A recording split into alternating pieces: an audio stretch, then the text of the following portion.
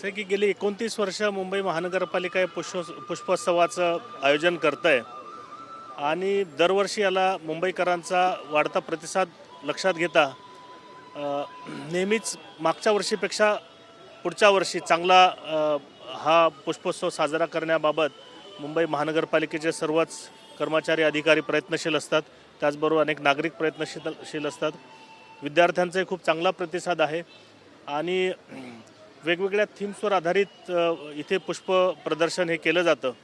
मला वाटतं जगात अनेक देशांमध्ये असं होतं, पण मुंबईतसुद्धा अशा पद्धतीचं पुष्प प्रदर्शन होतं आहे. ही खूप चांगली गोष्ट आहे आणि याचा प्रतिसाद पाहून आम्ही मुंबईच्या पश्चिम आणि पूर्व उपनगरातसुद्धा अशा प्रकारचा जो पुष्पोत्सव आहे हा साजरा करत आहोत पुढच्या काही दिवसांमध्ये. आणि मुंबईकरांनी जास्तीत जास्त याचा लाभ घ्यावा. 3 दिवसांचं प्रदर्शन आहे. जगात कुठल्या प्रकारची फुलं असतात ती सगळी इथे आपल्याला पाहायला मिळत आहेत. इतर वेळेला कदाचित ती पाहायला मिळणार नाहीत. त्यामुळं मुंबईकरांनी पर्टिक्युलर विद्यार्थ्यांनी जास्तीत जास्त नुसतं पाहूनच नाही, परंतु आपल्याला याचं कसं वृक्ष पुष्प संवर्धन करता येईल. मुंबईतल्या घरांची आपण जर बघितलं की छोटी घरं असतात, तर घरात कुंड्यांमध्ये कशी रोपं येऊ शकतात. बऱ्याचदा असं वाटतं की फुलं इकडे येणार नाहीत, पण इथं पाहिल्यानंतर असं लक्षात येईल की इथे उगवलेली फुलं जे आहेत ते आपल्या घरातही उगवू शकतो आणि आपल्या घराचं आनंदाचं वातावरण आपण त्याप्रमाणे तयार करू शकतो.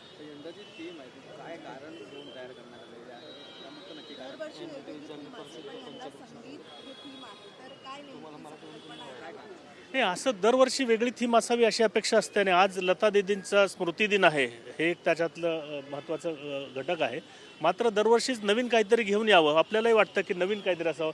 तोचपणा जर आला तर कदाचित लोकांचा उत्साह असणार नाही.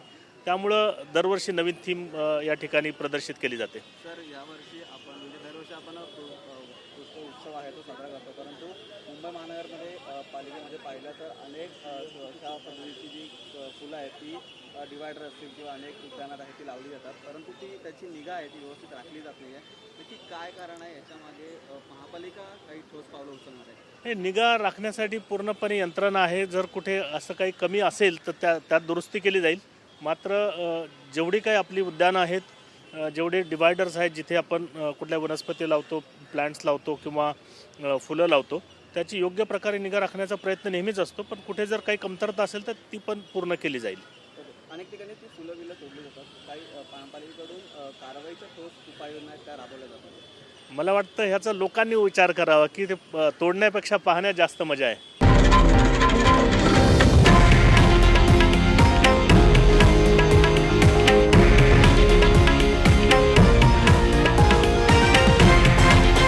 हे आहे देशातील नंबर 1 न्यूज नेटवर्क आणि आपण पाहत आहात TV9 मराठी, एकमेव.